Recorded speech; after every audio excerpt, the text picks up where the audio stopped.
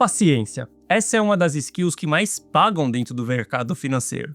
Olha só, muitas das vezes a gente monta uma posição ou até mesmo se desfaz de uma posição e leva um certo tempo para o mercado se movimentar. Nós, como investidores, nós não temos controle sobre quanto tempo o mercado ele vai levar para poder se movimentar. O que nós podemos fazer é ter controle sobre a nossa decisão e sobre a nossa estratégia. E muitas das vezes a gente vai precisar ter muita paciência. Depois de ter montado posições em Bitcoin após a queda que aconteceu no dia 10, o preço do ativo ainda não saiu da mesma região, a gente se encontra ainda no mesmo local. Alguns dados mudaram de lá para cá, então a gente deve continuar analisando o mercado e entendendo qual que é a expectativa, trabalhando com a nossa estratégia, mas eu quero que você saiba qual que é a minha visão para essa posição. Hoje nós vamos analisar o Bitcoin e também vamos analisar o ouro, onde eu vou te explicar também como que é a minha visão sobre essa posição. Afinal de contas, ontem eu comentei com você que em vez de você brigar contra a tendência do ouro, acreditando que o capital vai sair e vai rotacionar para o Bitcoin, é melhor, meu caro, que você surfe a movimentação do ouro. E eu vou te explicar qual que é a minha visão sobre esse ativo também. Bom, Teles na área, e se você não for inscrito no canal, considere se inscrever, pois aqui eu trago um mega conteúdo todos os dias da semana, principalmente quando eu falo sobre análise on-chain. E caso esse conteúdo venha fazer sentido para você, deixe seu like para dar aquela força pro canal e para mostrar que o conteúdo dele está sendo relevante, beleza? Bom, mas chega de papo, bora ver gráfico, que é o que nos interessa aí. Olha só, pra gente começar a nossa análise aqui comentando do ouro, veja que há 6 meses a gente já estava iniciando ali nossa montagem de posição em ouro, que é exatamente Pax Gold dentro do mercado cripto. E quando a gente olha para essa publicação que eu fiz dentro da carteira Rumo ao Milhão, olha o que eu falo aqui. Temos uma meta de alocar 10% nesse ativo. Nós faremos isso aos poucos ao longo do tempo. E aqui, nesse momento, eu informei para os meus clientes que a gente passaria alguns meses, afinal, essa posição é para daqui a alguns meses. Depois eu expliquei para eles que essa posição ela seria mais para 2026 do que para 2025. E olha só, felizmente ouro está performando muito melhor do que o que eu mesmo esperava em 2025. Eu não esperava que a gente fosse já ter essa alta. Então nós já estamos no lucro dentro dessa posição. Só que a tese que eu montei lá atrás, há 6 meses para os meus clientes, que foi uma tese apresentada onde ouro seria um hedge contra um colapso ou na economia americana ou um bear market acontecendo dentro do Bitcoin, eu não sei o que iria acontecer em 2026, mas algo que eu sei é que nós estamos próximos do fim desse ciclo do que do começo desse ciclo. Então, eu começo a preparar a carteira para um momento de real colapso que nós podemos ter. E aí eu inicio uma estratégia ali fazendo aportes de DCA, por exemplo, em ouro há 6 meses. Felizmente, o ouro está performando e nós na carteira Rumo ao Milhão já temos mais de 20% de lucro dentro dessa posição. E essa posição ela ainda continua sendo válida, ela ainda é uma tese para caso a gente venha ter um colapso na economia. O que isso significa? Significa que nós já estamos no lucro sem que o colapso ele tenha acontecido. A tese ela se mantém a mesma. Se a tese ela ainda se mantém a mesma, não tem porquê eu me desfazer do ativo, porque ainda não aconteceu o cenário onde ouro irá mais se performar.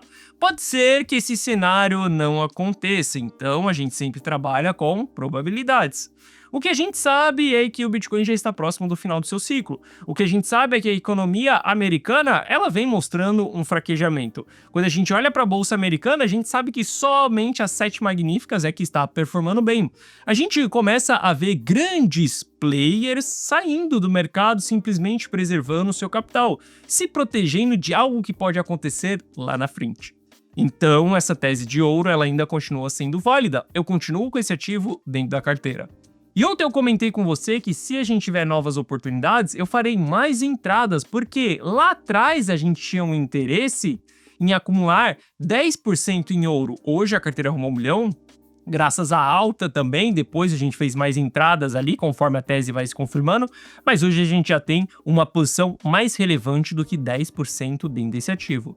Só que eu pretendo ainda colocar mais esse ativo na carteira, isso se eu tiver oportunidades, isso se ouro voltar em regiões de baixo risco. Desde quando a gente saiu daqui de trás, eu não fiz mais aportes nesse ativo, simplesmente fiz uma entrada final após a consolidação ali, depois não entrei mais nele. Só que eu quero que você entenda que se a gente mostrar padrões de acumulação aqui, que não está acontecendo ainda no presente momento, a gente viu uma distribuição acontecendo, mas se aparecer padrões de acumulação aqui, como apareceu aqui atrás, e eu não estou falando que eu comecei a comprar ouro aqui, eu comecei a comprar ouro depois que a gente começou a ter padrões de acumulação, e eu fui acumulando também. Se isso acontecer novamente, eu vou montar novas posições em ouro, onde eu vou aumentar essa porcentagem da carteira ainda nesse ativo. Em vez de eu brigar contra esse ativo, querendo que o capital vá rotacionar para o ativo que tem na minha carteira, é melhor com que eu surfe essa movimentação. Bom, quando a gente olha para S&P 500, a gente está vendo o S&P 500 rompendo a sua máxima histórica. Obviamente, a gente deve aguardar o fechamento do dia para ver se vai ser um real rompimento ou se vai ser um falso rompimento. Eu não quero saber sobre S&P 500, afinal de contas, nós investimos em criptos, então nós não queremos saber exatamente o que a Apple está fazendo, não, nada disso.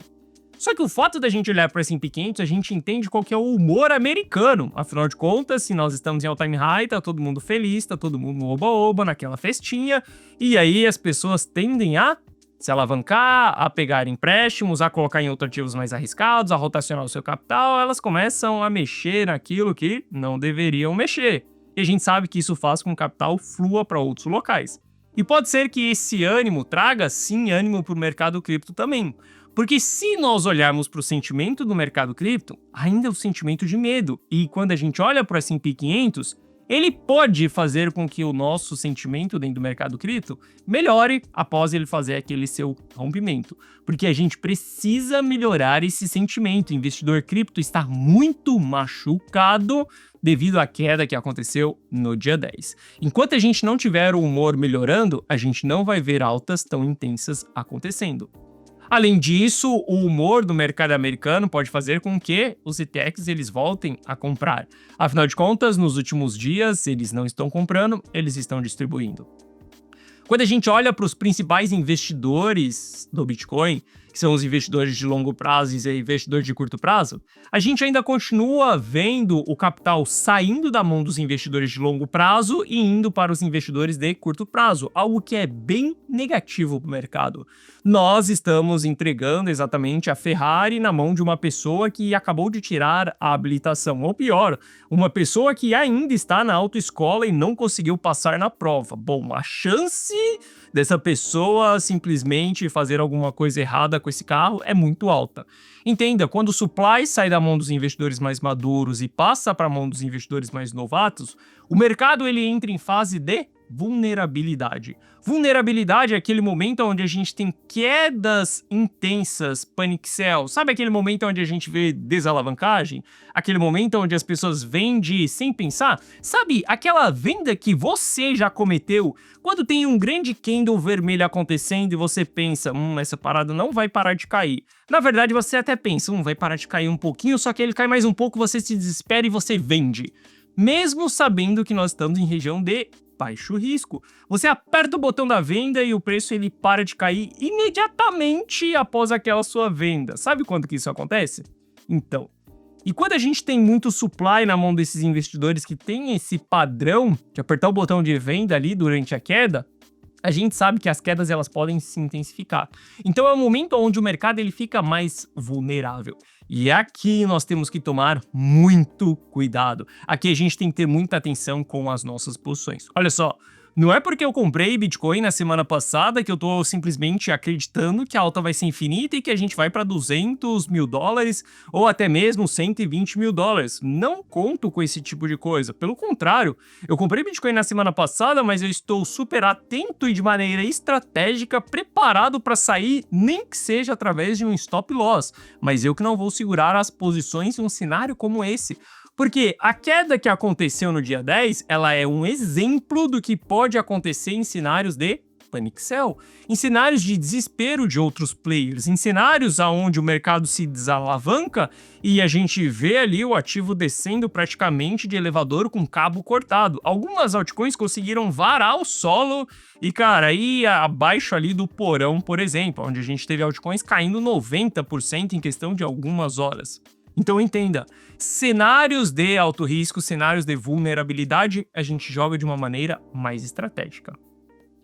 Bom, a demanda por Bitcoin, ela ainda continua baixa, tá? Então isso daqui seta as nossas expectativas para longo prazo muito negativas. Saiba que uma dessas barras vermelhas, um dia ela será o início de um grande bear market profundo. A ausência de demanda no ativo é bem prejudicial para o preço, então toma muito cuidado quando a gente tiver esse tipo de ausência. Olhando para o price action do Bitcoin, nós continuamos abaixo da média de 200 períodos, ou seja, tendência de baixa. Obviamente a gente formou um fundo aqui abaixo, por isso que nós fizemos entrada, principalmente a carteira Rumo ao Milhão, ela está praticamente toda exposta em Bitcoin e ouro, não temos outro ativo na carteira, apenas ali uma pequena fração em caixa, e esse caixa eu sempre seguro ele.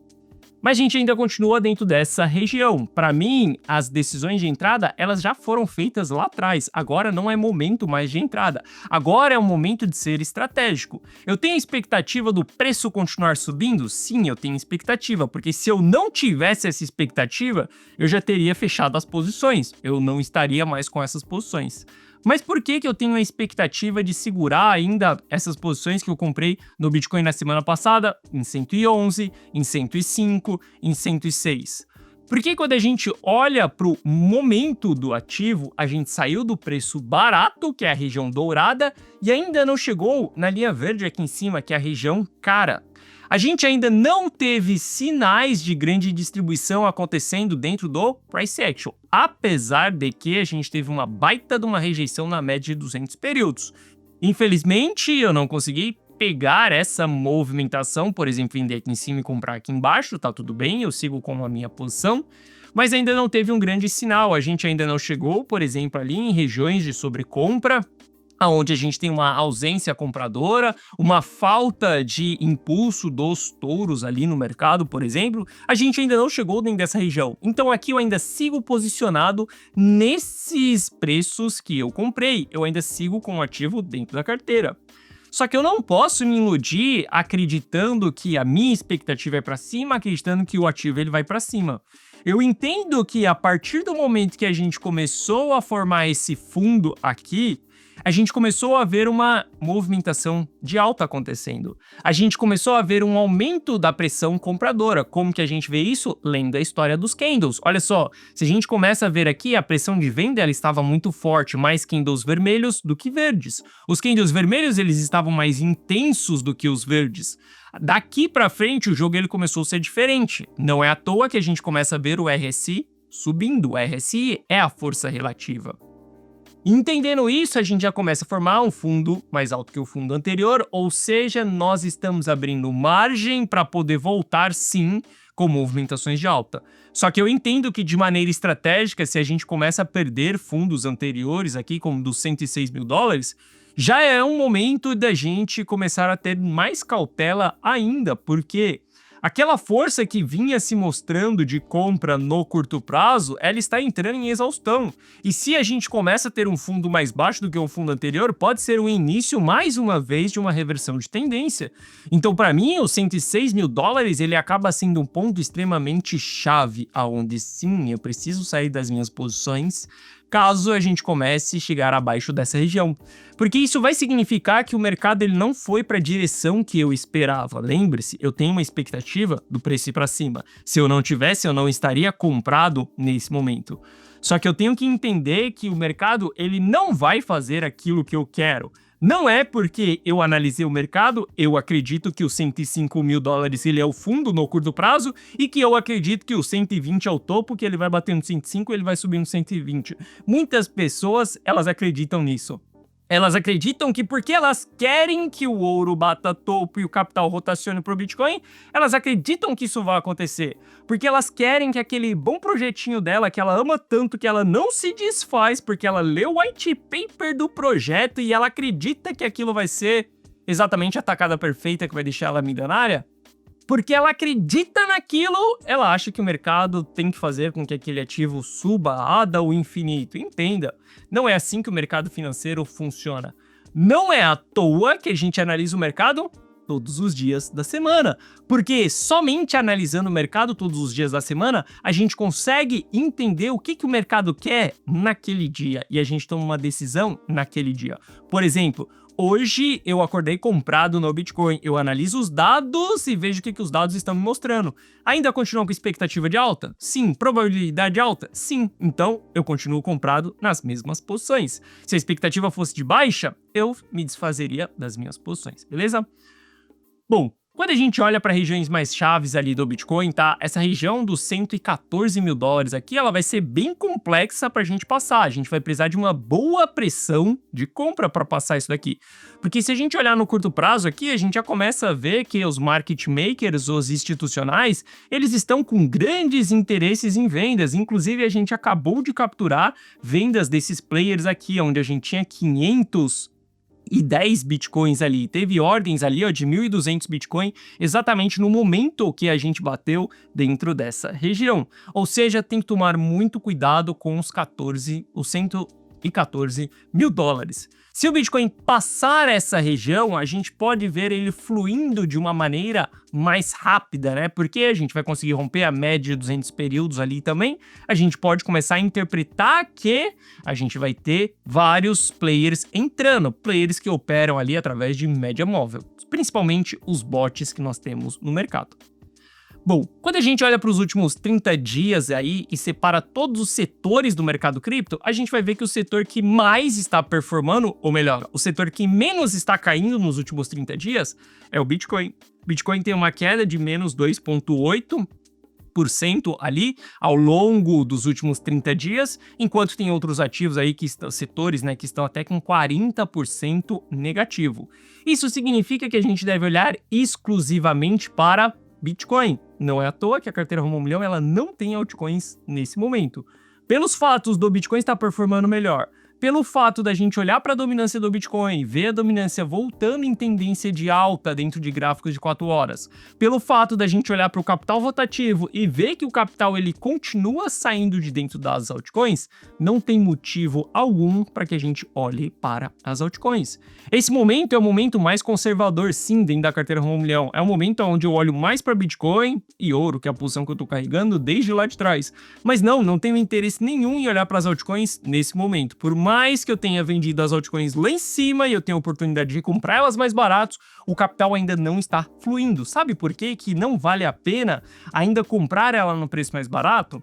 Porque a altcoin não tem fundo, meu caro. Saiba que depois que uma altcoin ela bate no poço, existe um alçapão dentro desse poço. E saiba que nesse alçapão existe alguns andares para baixo, ou seja, a altcoin não tem fundo. Se ela não tem fundo, a gente tem que ser muito estratégico quando nós vamos tomar decisões de entrada nas altcoins. Aquele bom projetinho, sabe? Se você ficar o tempo inteiro buscando aquele bom projetinho, pode ter certeza que das duas uma. Ou você vai perder dinheiro, ou você não vai ter performance ao longo do ciclo, porque você está investindo nela no momento errado. Existe um momento certo para a gente investir nas altcoins.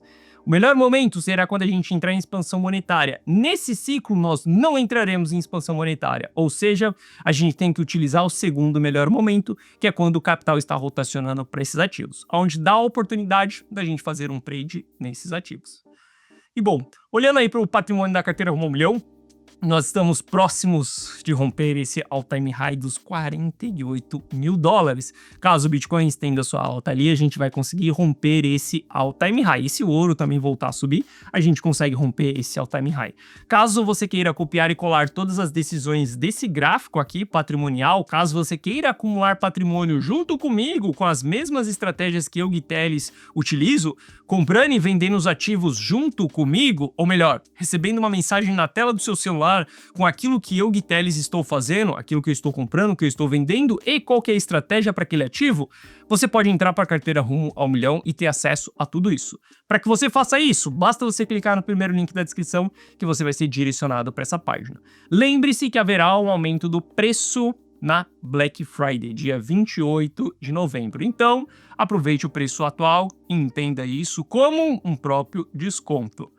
Bom, nesse vídeo aqui eu te explico o que é a carteira Rumo ao Milhão. Caso você queira saber, basicamente é você dar um Ctrl+C, Ctrl+V em todas as minhas decisões. Aqui abaixo eu te explico que você terá acesso a um app exclusivo meu no seu celular, aonde você receberá as notificações de compra e de venda na tela do seu celular. Dessa maneira, esse daqui é o meu app, aonde eu notifico os meus clientes com aquilo que eu estou comprando, aquilo que eu estou vendendo. Basta você ver essa notificação, copiar e colar aquilo que eu estou fazendo. O resultado de todas as decisões é esse gráfico aqui, um gráfico de acúmulo patrimonial. Aqui abaixo tem o resultado de alguns clientes que seguem as decisões da carteira Rumo ao Milhão. E caso você tenha qualquer dúvida, clica nesse botão do WhatsApp que você será direcionado para o atendimento e no atendimento nós iremos sanar todas as suas dúvidas. Mas hoje nós, na carteira Rumo ao Milhão, estamos prontos para vender. Ou seja, pode ser um stop, sim, algumas vezes acontece, eu não tenho 100% de assertividade, ou pode ser realizações de lucro. Ainda não temos sinais de realização de lucro, mas todos os stops eles estão programados, preparados para preservar o nosso patrimônio caso as quedas elas se estendam. Ou seja, se você quiser vender junto comigo nos próximos dias, carteira Rumo ao Milhão, link na descrição. Bom, essa foi a nossa análise de hoje. Lhe desejo um excelente final de semana. Eu vejo você de volta aqui no canal na segunda-feira que vem ou em um dos posts ao longo do final de semana da carteira Rumo ao Milhão. Forte abraço, tamo junto e valeu!